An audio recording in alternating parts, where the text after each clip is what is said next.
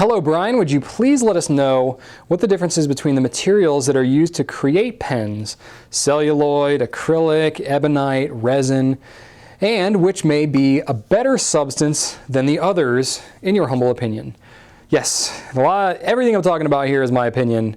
Yes, and I do have a humble opinion when it comes to materials because they really can vary a lot, and a lot of them come down to preference.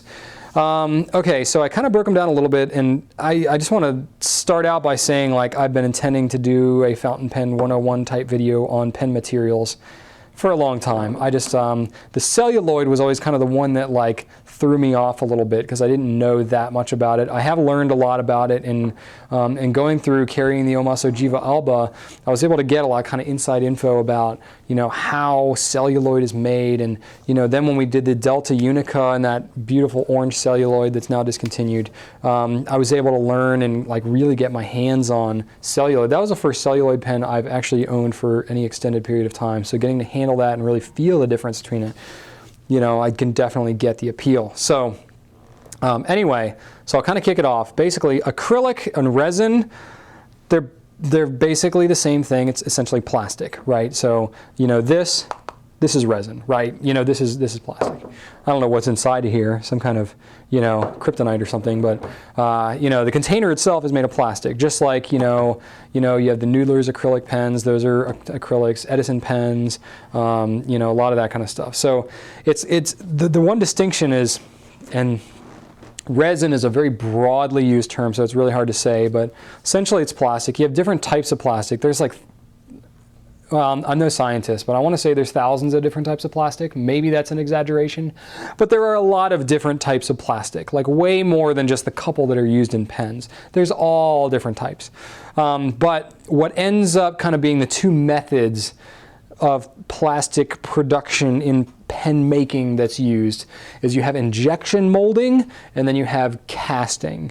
And the differences that you have there, injection molding is, think of like a Platinum Preppy, or, you know, like a Pilot G2 rollerball pen. Like, you know, it's going to be some kind of like relatively hard, brittle plastic that, you know, and you can see there's like an indentation where it's like there's a die and the plastic is molten, and they inject it into this machine and it cools down and hardens, and then it spits it out, and then it just keeps on going like that. It's like all automated, and it just cranks them out and cranks them out. So all of your mass-produced things are going to be made of injection molded plastics for the most part, because you can make them so much faster than you can make, you know, the nicer kind, the cast resin.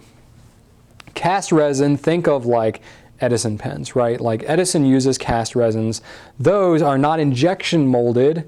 They are cast into sheets, into large sheets, where there's oftentimes like swirl patterns, and you can take like chunks of it and drop it in there as it's hardening, and it's basically a curing process as opposed to like a, you know, heating and an injection molding process.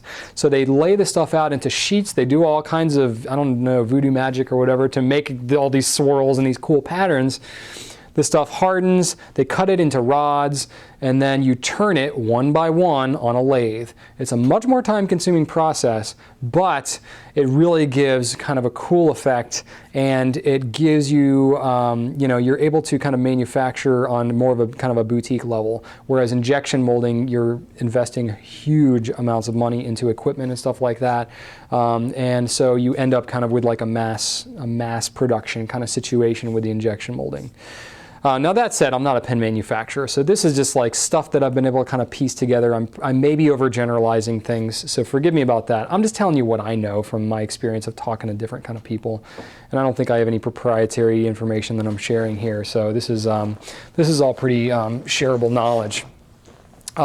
There are some kind of variations of resin, like Omas has their cotton resin, which is a blend of acrylic resins and you know, some kind of like cotton, like cellulosic material that they use that's actually extracted from like cotton seeds and stuff.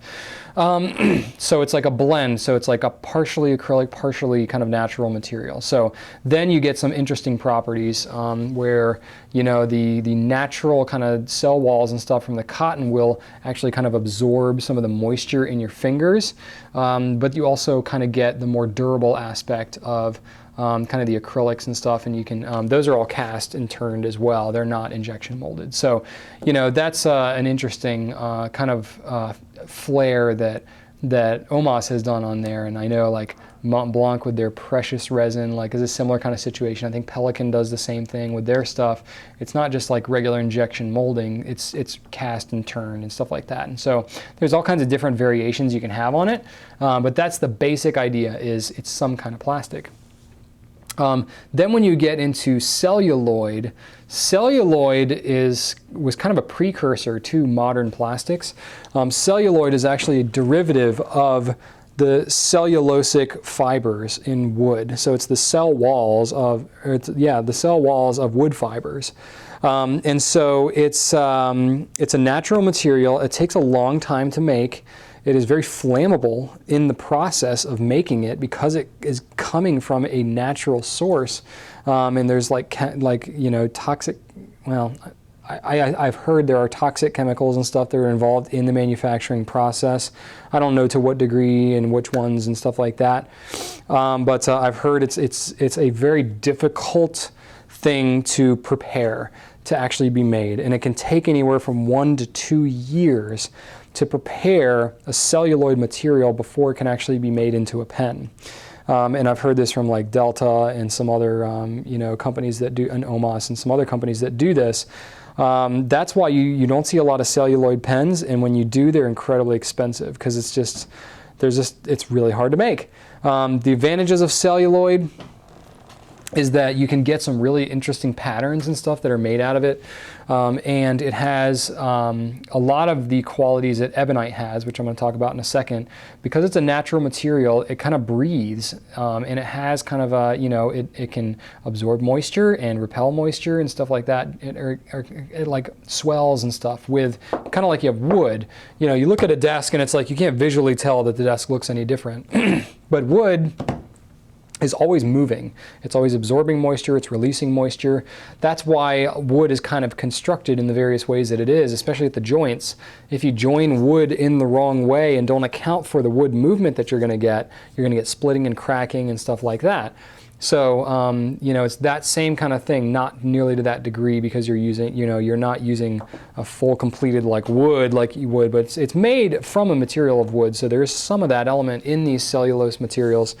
So you're going to get, the main advantage that you're going to get with that is when you have hand oils. You know, if you have an acrylic pen or a plastic pen, you know, it's going to be very slick, but the material itself is brittle, and it's going to, you know, build up, or it's going to like very, very much repel the oil in your fingers. So the oil is going to stay on the surface of the pen. It's going to feel kind of slick over time. If you're like me, if you have really oily fingers, if you write with a pen for a long period of time, that's why like I can't do slick metal grips on my pens because it gets slippery really quick for me. With a resin pen, it's not nearly as bad. I have a bunch of pens right out of frame here. That's why I keep pointing there. But you know, like with a resin pen, you know, I can hold it much longer than a metal pen, but even still, it's going to feel pretty slippery for me if I go for a while. The things like the celluloid and ebonite will do better in that respect because they are going to actually wick away some of the moisture out of your fingers and not build it up on the surface, and it's going to just kind of feel more comfortable to hold for a long period of time. That's the main advantage. There's some other things like it's not quite as brittle, so if you're dropping it and just kind of banging it around, it's not going to get as scratched up, and it's not going to be as, you know, it's going to be a little more bouncy, if that's the right word.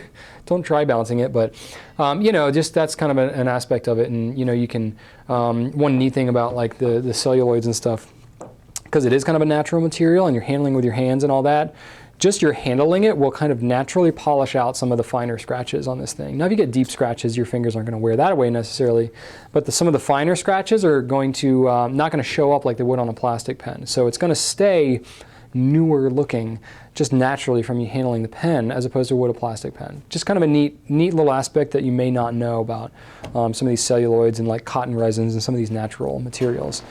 Ebonite is basically a hard rubber. So, you know, it's going to smell like rubber. Oh yeah, celluloid has an interesting smell to it too. Ebonite is a hard rubber. It smells like rubber. Actually, one of the more popular uses for ebonite is in pipe stems, you know, like smoking pipe, you know, Sherlock Holmes type thing. The part that you actually bite on is often ebonite. So that's kind of an interesting point of fact. Very durable material, very, you know, you can't often get a very high polish on it. It only polishes kind of to a certain point. Yeah, well, that's not necessarily true. I shouldn't say that. A lot of times they are kind of more of a buffed, a more matte looking finish to them. But now that I'm thinking about it, like we've done, you know, limited edition Edison ebonites and stuff that are polished to a really high gloss. So that's not necessarily a fair statement to make. I've seen a lot of ebonites, especially some of the older stuff that's more of a matte finish, but I guess it can be a high polish. It's not fair statements for me to make. But it's going to have a lot of those similar qualities to the celluloid, where it's a natural material, and so it's going to have some of that wicking, and it's going to be comfortable to hold. A lot of people like the smell. It's got a very distinctive look as opposed to some of the other ones. And ebonite's one of the earlier pen materials, so it's got very much kind of a vintage history to it. So it's very much in kind of, you know, those who like are into like vintage pen collecting and stuff often like ebonite because it's a lot of what they are used to and they appreciate kind of that material. So that's kind of a rundown of the main ones. There's definitely other ones. There's different types of metals and all kinds of other things that are used. But that's kind of the big ones as far as the, you know, the turned and molded materials that are there. So that's that.